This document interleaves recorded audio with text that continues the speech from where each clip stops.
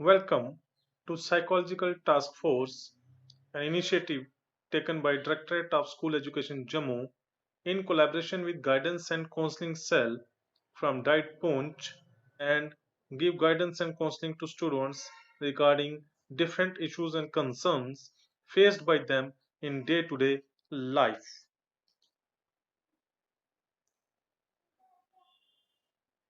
Myself, Sundar Singh, faculty counselor from District Poonch, would like to speak few lines on the burning topic of the hour, that is cyber security. इस session में हम देखेंगे कि सबसे पहले कि cyber crime क्या होता है, साइबर क्राइम की थ्रेट्स क्या हैं, प्राइम मोटिव क्या है साइबर क्राइम का, कितने तरह के साइबर सिक्योरिटी थ्रेट्स हैं, साइबर क्राइम करने पे क्या क्या पनिशमेंट है और इसे कैसे प्रोटेक्ट किया जा सके ताकि हम साइबर अटैक्स से बच सकें। जैसा कि आप जानते हैं, साइबर क्राइम एक तरह का ऑनलाइन क्राइम होता है या फिर इसे हम ऑनलाइन और ऑफलाइन भी कह सकते हैं। ऑफलाइन में अगर आपका कोई फोन या आपका लैपटॉप या मोबाइल चोरी हो जाता है और आपका डाटा जो है किसी अननोन पर्सन के हाथ लग जाता है तो उसे हम साइबर क्राइम कहते हैं। साइबर क्राइम एक ऐसा अपराध है जिसमें कंप्यूटर और नेटवर्क शामिल है। किसी भी कंप्यूटर का आपराधिक स्थान पर मिलना या कंप्यूटर से कोई अपराध करना कंप्यूटर अपराध कहलाता है। कंप्यूटर अपराध में नेटवर्क शामिल नहीं होता है। किसी को भी निजी जानकारी कंप्यूटर से निकाल लेना या चोरी कर लेना भी साइबर अपराध है। आज रोजमर्रा की जिंदगी में साइबर सिक्योरिटी थ्रेट्स जो हैं वो बहुत तरह के अटैक्स से हमारे डाटा को ब्रीच किया जाता है। इसमें बहुत सारे ऐसे वायरसेस हैं, ऐसे मैलिशियस अटैक्स हैं जिससे ऑनलाइन ठगी के थ्रू या ऑनलाइन एक्सटॉर्शन के थ्रू हमारा डाटा जो है वो एक्सेस किया जाता है। जो प्राइम मोटिव होता है साइबर क्राइम का वो होता है पैसे का लेन देन, money. Money is one of the major factor which is responsible for cyber crime. हम इसे थोड़ा सा समझ लेते हैं। हम सभी जो अधिकांश लोग हैं अपने स्मार्टफोन का प्रयोग करते हैं और अपनी बहुत से पर्सनल इंफॉर्मेशन जैसे क्रेडिट कार्ड की डिटेल होगी, इंटरनेट बैंकिंग यूजर आईडी और पासवर्ड हो गया, पैन कार्ड हो गया, आधार कार्ड हो गया और सोशल मीडिया अकाउंट पासवर्ड को भी स्मार्टफोन में सेव करके रखते हैं। क्योंकि हमारी अधिकांश कार्य जैसे ऑनलाइन शॉपिंग होगी, मनी ट्रांसफर हो गया, ऑनलाइन रजिस्ट्रेशन हो गया, टिकट बुकिंग होगी, इन सब में स्मार्टफोन की मदद जरूरत पड़ती है। और जब भी हमें कोई किसी भी ऑर्गेनाइजेशन में या अपने डिपार्टमेंट में जब हमसे कोई पर्सनल इंफॉर्मेशन मांगी जाती है तो हम ऑन स्पॉट मोबाइल फोन से निकाल के वो दे देते हैं। और यहाँ पे क्या होता है, कोई एक ऐसा व्यक्ति जो अनएथिकल हैकर होता है वो हमारे इस डिवाइस के डाटा को अवैध रूप से असेस करके अपने कंप्यूटर में ले लेता है और फिर जो हमारी पर्सनल मूवमेंट्स होती हैं या ये कह लीजिए हमारे पर्सनल डॉक्यूमेंट्स होते हैं, हमारा पर्सनल डाटा होता है, वो किसी ऐसे इंसान के हाथ में आ जाता है जो उसका गलत उपयोग करता है और हमारे कंप्यूटर डिवाइस के द्वारा वो इसको अंजाम भी दे सकता है। मेरा कहने का मतलब ये है कि फोन आपके हाथ में है, आपका डाटा ब्रीच हो चुका है और वो डाटा किसी और इंसान के हाथ में आ चुका है और वो इसका गलत उपयोग करना शुरू कर देता है। अब हम ये पढ़ते हैं इसमें कि साइबर सिक्योरिटी थ्रेट होती क्या है और कितने बड़े पैमाने पे ये की जा सकती है। 2017 में इक्विफैक्स ने एक डाटा जो है वो बताया कि एक 143 मिलियन कंज्यूमर्स का जो डाटा है जो वो हैक हो चुका है। इसमें बर्थ डेट्स हैं, एड्रेसेस हैं, सोशल सिक्योरिटी नंबर्स हैं लोगों के। इसी तरह से 2018 में मैरियट इंटरनेशनल ने डिस्क्लोज किया था कि हैकर्स ने लगभग 500 मिलियन कस्टमर्स का पर्सनल डाटा जो है वो साइबर क्राइम के थ्रू चोरी कर लिया है और उसे कहीं ना कहीं ऑनलाइन प्लेटफॉर्म में डाल दिया है, जिससे लोगों की प्राइवेसी जो है या लोगों का जो पर्सनल डाटा है वो साम किसी थर्ड जगह पे उन्होंने सार्वजनिक कर दिया है। अब हम पढ़ेंगे कि कितनी तरह की साइबर सिक्योरिटी थ्रेट्स होती हैं। सबसे पहली जो साइबर सिक्योरिटी थ्रेट है वो है हैकिंग। एक साइबर क्राइम जिसमें यूजर के डिवाइस में से कोई कंप्यूटर मैलवेयर भेजकर उसके डिवाइस की सभी गतिविधियों को रोक दिया जाता है और कंप्यूटर मालवेयर स्वयं को कॉपी करके पूरे डिवाइस में फैल जाता है और इसके बाद डिवाइस के एक एक इंफॉर्मेशन को हैकर तक पहुंचाने लगता है। इसे हम हैकिंग कहते हैं। थेफ्टिंग, जब कोई यूजर किसी अथॉराइज्ड यूजर के कॉपीराइट नियमों का पालन न करते हुए उसके कंटेंट को कॉपी करता है और उसे पेस्ट करके स्वयं भी रीयूज करता है। इस कॉपी किए गए कंटेंट को बेचकर धन कमाने की कोशिश करता है तो इसे थेफ्टिंग कहा जाता है। डिनियल ऑफ सर्विसेज हो गया, जैसे आप ही का डाटा है और आप ही जब उसमें पासवर्ड लॉगिन करते हैं तो आपको उसमें एक्सेस नहीं दिया जाता। क्यों?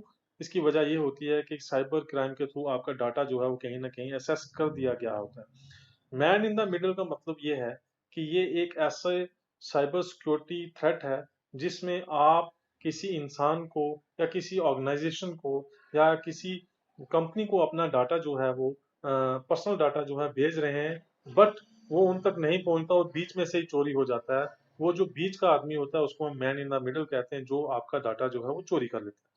फिशिंग भी एक तरह का साइबर क्राइम है जिसमें किसी यूजर के बैंक डिटेल्स को गुप्त रूप से एक्सेस करके उसके सारे पैसे को निकाल लिया जाता है। फिशिंग की घटनाएं हमारे आसपास अधिकतर देखने को मिलती हैं। आइडेंटिटी थेफ्ट, इसमें आपकी आइडेंटिटी को कॉपी करके आप ही के पर्सनल मोबाइल फोन से या कंप्यूटर से या लैपटॉप से ऑनलाइन हैकिंग के थ्रू आपका डाटा जो है वो चोरी कर दिया जाता है। पासवर्ड अटैक्स का मतलब यह है कि आपका पासवर्ड जो आपने मोबाइल फोन में लगाया है या ईमेल में लगाया है वो आपको एक्सेस नहीं करता ईमेल खोलने में या आपके डाटा को।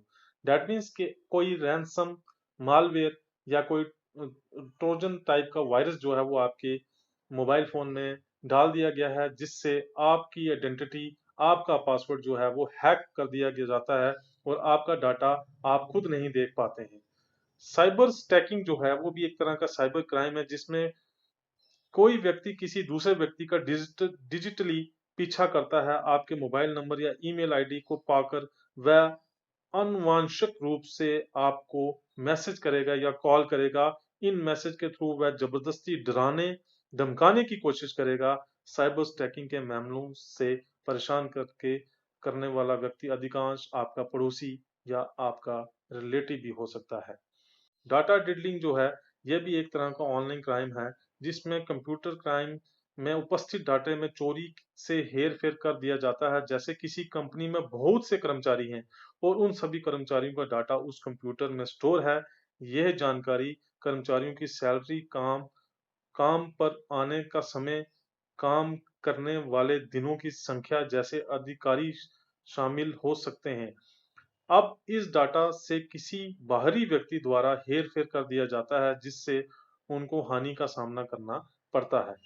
इसी तरह से जो लास्ट है बट नॉट लीस्ट है, इसको कहते हैं हम ईमेल बम्बिंग। ऐसा साइबर क्राइम जिसमें किसी यूजर के ईमेल इनबॉक्स में अनवांछित अत्यधिक ईमेल भेजी जाते हैं जिससे यूजर का ईमेल स्टोरेज जल्दी भर जाता हो और नई ईमेल प्राप्त नहीं कर पाता है। इसके अलावा भी बहुत सारे साइबर सिक्योरिटी थ्रेट्स हैं। जैसे कि आप अपनी स्क्रीन पे देख रहे हैं, email breach, spamming, spoofing and spyware, ये बहुत तरह के जो हैं साइबर क्राइम्स हैं। इसमें एक चीज जो मैं ऐड करना चाहता हूँ वो है ransom type of malware virus. एक मालवेयर मैलिशियस सॉफ्टवेयर है जिसे डिजाइन किया गया है to block access to a computer system until a sum of money is paid।